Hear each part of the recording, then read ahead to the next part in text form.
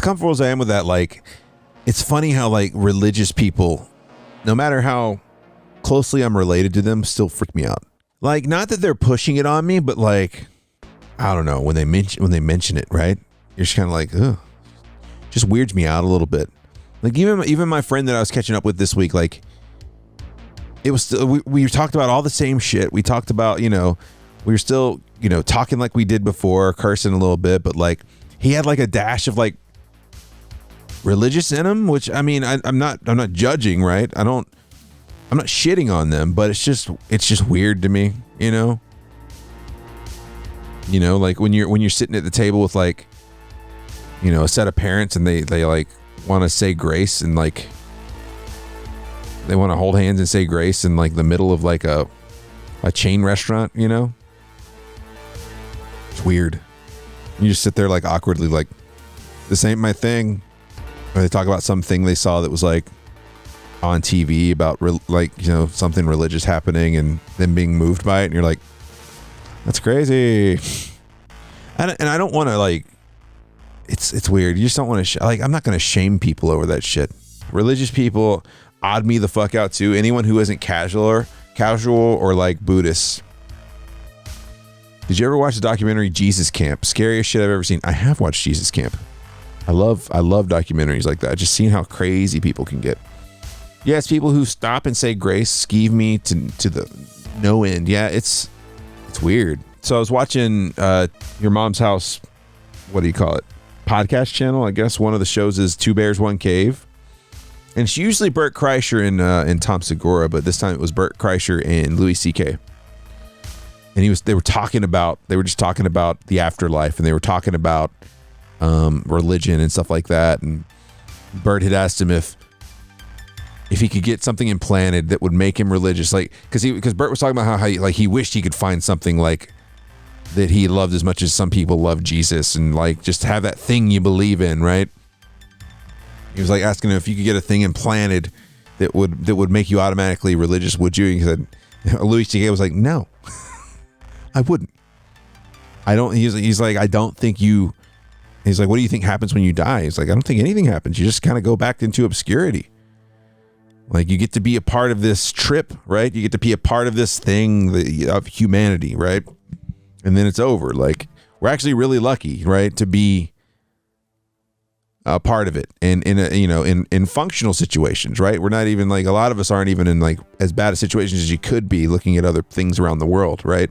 In talking about like the things that you aspire to do, and just because you get good at them doesn't stop your life from ending, right? He said you choose the thing to torture yourself with. And I thought that was really just a really fucking cool line. You choose the thing to torture yourself with. And like, I thought about that a lot, because I was like, yeah, I choose to torture myself with streaming, or I choose to torture myself with beer making, or I choose to torture myself with podcasting. Like, it's kind of crazy. Because it usually doesn't matter. Like, there's no matter how good you get, like, there's always someone that's not even that they're better, but that more people are going to prefer, or people are going to prefer something. Like, it's just all preference. It's so crazy. I mean, look at what happened this month. Lent starts in a month, doesn't it? Does it? I have no idea. My parents have gotten pretty religious as they've gotten far into their 70s and had health issues. Yeah. Dude, we didn't go to church ever. You would talk to my parents and think that we went to church on a regular basis. They would have you think that. But we definitely didn't. They definitely identified as Christian when I was growing up. But they weren't like, we never said grace growing up, unless it was a high holiday, right? And then like, the patriarch of the family would say grace. One of the older males in the family would say grace. Having an implant to make you religious sounds like some late state fascism shit anyway. Yeah, I think it was more so just like implanting something to make it like whether you believed in the, flying spaghetti monster, right? I feel like we live on after death by what we pass on to the people we touch in our lives. I'm kind of that opinion too.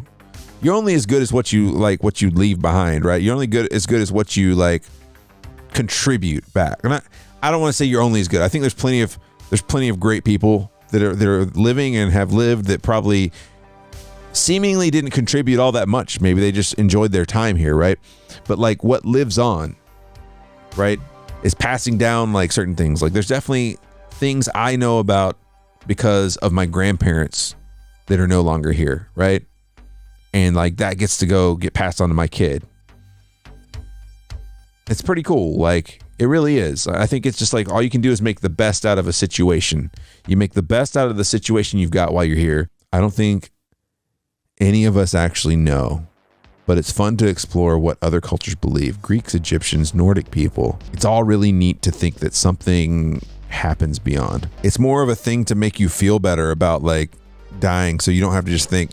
So a lot of people, they don't know how to process I just go back to obscurity. Because I mean, like the way I've heard it put, I think Ricky Gervais put it is like, do you remember what happened before you were born? Do you remember what it was like before you were born? And you know, the person he's talking to said no. He goes, it's just that. It's that, but after you've lived. And I don't think that there's people who can process that. I don't think that there's people that want to process it that way. They like to believe they're going to see all the people that they loved again. And I hope they do. Like, I mean, I think it'd be great if they did, but I think it makes everyone feel better to know that there's a place to go afterwards. That there's going to be a bunch of people waiting on them. Hey, come on. You know? All their old pets, all their, you know, all that stuff, right? And the idea of hell, right? Going somewhere to be punished for eternity. It's just like a fucking weird way of threatening you to be good. Hey, you be good and you listen to me. You better behave. You better fucking behave. The only thing I know about Lent is that everyone starts offering fish sandwiches. Yeah, Fish Fridays, right? You're not supposed to eat meat on Friday other than fish, which is weird. Pescatarian Fridays. People lay off things for 40 days and 40 nights. Isn't that what the movie 40 Days and 40 Nights was all about? Lent is a 40-day season of prayer, fasting, and almsgiving that begins on Ash Wednesday and ends at sundown on Holy Thursday. That's why it's called Good Friday. A lot of religions exist because of people's need to quantify the fear they can't comprehend or process without it. Unfortunately, it has long since mutated into something horrible. I mean, I think it's just, in a lot of cases, I think people are just kind of like, well, I guess that's God's will. Like, they don't want to think about why something so terrible can happen to somebody, right? Or why they get something and someone else doesn't, or vice versa. Absolutely. People don't want to think about something that doesn't affect them, less so when it does. It's hard to say it's mentally healthier to look at it that way, but I bet there's a lot less stress when you can just put it off on something like that. Maybe the next time we play Hunt Showdown, like every time we get manhandled by a team, we should just be like, well, I guess that's just what the Lord wanted. The Lord wanted them to have that win. And then you move on. WWJD GG. I don't know, man. It's just, I don't know why it freaks me. It freaks me out. Like, I say it freaks me out, but it's just, I'm just kind of like, I try not to be such a skeptic. You know what I'm saying? But sometimes it just cringes. It's just cringy. Can't you just be happy that there's something beautiful in life? Does it have to be a miracle? Does it have to be like, oh, what God has done here is so beautiful? You know what I'm saying? Like, can't it just be beautiful on its own? And you know, you get that a lot more when you got kids. The idea of just throwing up your hands every time and going, well, it was Jeebus, just seems lazy to me. I mean, yeah, it does. It doesn't require any brain power. But at the same time, man, just to be able to be like, well, that's not my problem, right? Like, there's just something kind of freeing about that. Like, even if it is stupid, mentally, I bet there's so much less mental stress, right? I like when shit works out and hate when it doesn't. But it just seems like the wrong way to go about it. Yeah. God's will. It's like the people who wear those. Faith means just believing it, even if it doesn't make sense. Call it science mind, call it pessimism, call it what you want. I kind of have fun trying to figure shit out. Buddhism is the one true religion. Be strong against the struggles of life and don't be a cunt to people. Boom. Enjoy sleeping in on Sunday. Yeah, but there's some shitty Buddhists out there too. There's Buddhists somewhere like in one of the Asian countries that are just fucking slaughtering Muslims. Even something as idyllically peaceful as Buddhism can be weaponized and fucking radicalized. That's the human problem, right? If they can weaponize it, if they can radicalize it, you know? it's going to be done. If they can weaponize it, if they can radicalize it, they're going to. And that's kind of like the human problem, right? No one can just, I say no one, but there are so many people who can't just be fucking happy for other people, right? And just leave them the fuck alone. It's impossible to hate when you understand, and religion is a great way to put blinders on and earmuffs on. Well, it's also like something that from the olden days was just a way to get your people to behave, right? Religion was a way to get your people to behave. Not for nothing, but confession was a way to know and be able to hold things over people's heads. And this is obviously when the population of the world and the population of most places and towns and stuff was much smaller, where everybody knew everybody. So like the confession, right? You're going to tell this one dude like your deep, dark secrets.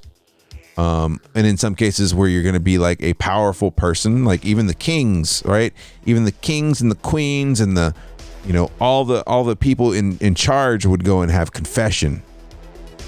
And that's why like the Vatican and the popes and stuff were so powerful for a little while, because they knew all the secrets. They knew all the secrets, right? And they could play the Game of Thrones a lot better. It was this thing that kind of like helped control people and keep them from being lawless and stuff like that. It didn't always work, right? It worked on enough people, right? And it's so weird because you can carry it to be something that helps them disagree with people with what they perceive as a reason. It was introduced to be some kind of blueprint to be civilized. Yeah, well, I think that, and probably more so like as something to explain the unexplainable. I would say at least with older religions, right? Like fucking the people of the sun, the Mayans, the Incans, like they're worshiping the sun. They got the god of the dead, and you know Osiris and Egyptian lore and stuff like that. Like at least you're trying to make sense of the things that you know about, right? You want to be like, well, the sun is obviously giving life, so this, the god must be the sun, or you worship the sun and stuff like that. Like it's, at least there's, I don't know, purpose behind it. I don't know if that means anything or not, but yeah, it's to me, it's always meant something that helps explain the unexplainable, and then it was weaponized to get people to fight. You're gonna burn in hell if you are a bad person, or if you're a shit person. Like if you do these things, forget about the fact that we do them. If you do these things, you will be burning in hell with the pitchfork man with red skin. I would argue the Jesus in the book wouldn't really be accepted even by his own people nowadays. No. Yeah, that's, a lot of people said that. And Jesus wasn't white. Not a white dude. Although a lot of people would like to think he's a blue-eyed, good-looking, probably brews his own beer white dude, right? Very much looking like a hipster that runs a fucking farm-to-table restaurant. Probably has delicious pork belly tacos, right?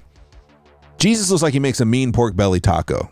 He'd make you some mean food. He'd make you some mean food, and he'd miracle up a fucking old-fashioned cocktail. Prohibition era. Little fucking swizzle stick. Make you feel real good. Make you feel real good. Is this Jesus or Doctor Strange? Is there a difference? How they're both represented is kind of similar, right? How they're presented to you is very similar.